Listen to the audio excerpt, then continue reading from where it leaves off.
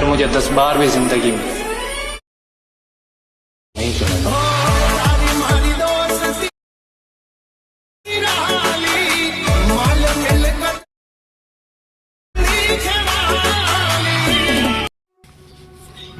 जय माताजी मित्रों, स्वागत है आप सबनु सांग क्रिएशन यूट्यूब चैनल अंदर।